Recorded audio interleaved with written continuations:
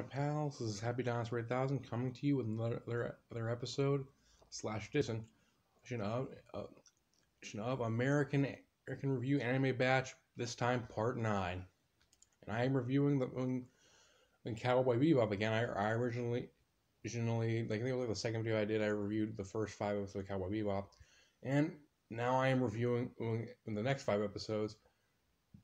Excuse me. I had a little bit of a big lunch. But I'm basically reviewing Cowboy Bebop episodes. I'm reviewing Cowboy Bebop episodes 6 to 10.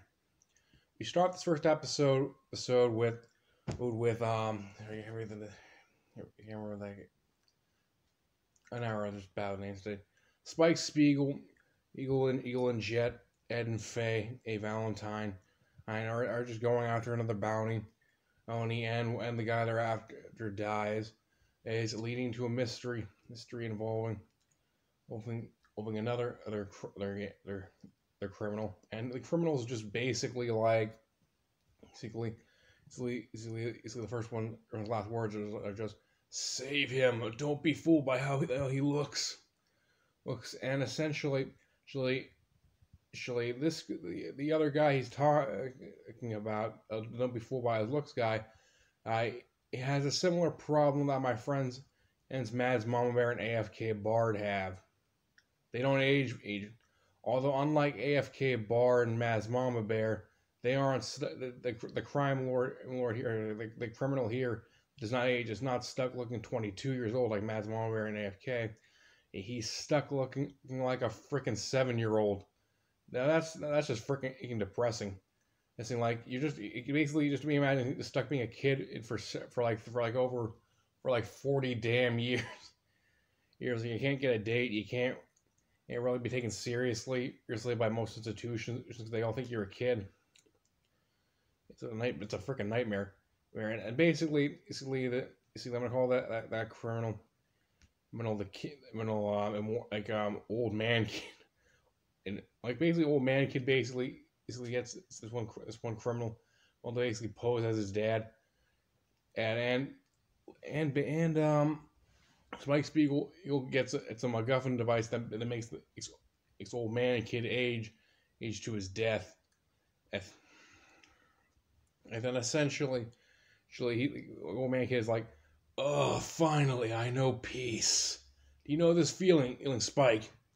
I can essentially in action. Like the next episode goes over where Spike Spiegel, Eagle Jet, and Faye Valentine, which I call the Cowboy Bebop crew. I also beat the Bebop crew.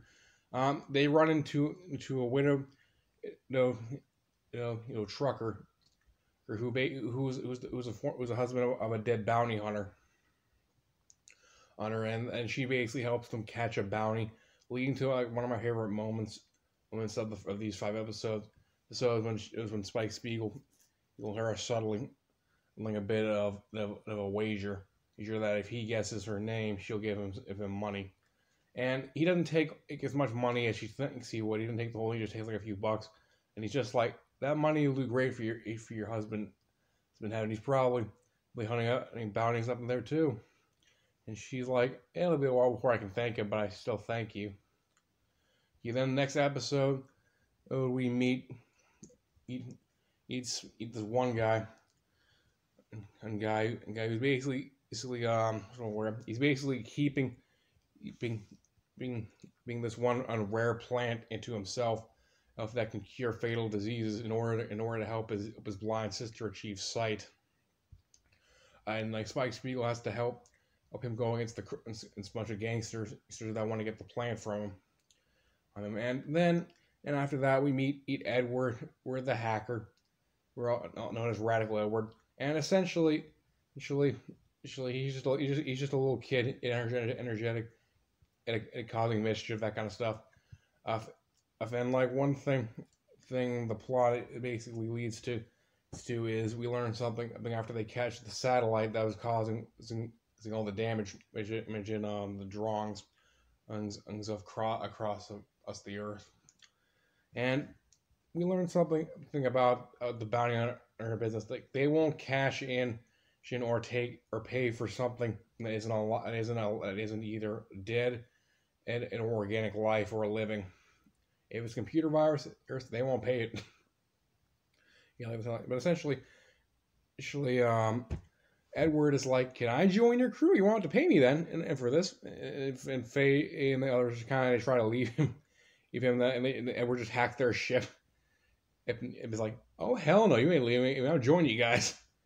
And then leaving my favorite lines from Spike Spiegel, where he's like, "Jet, you know the three things I hate most of all: dogs, kids, and women with attitudes. Why the hell are they all on this ship?" Yep, and then eventually we get a very fun, an interesting, well, not fun, interesting, but it is interesting, actually very nice.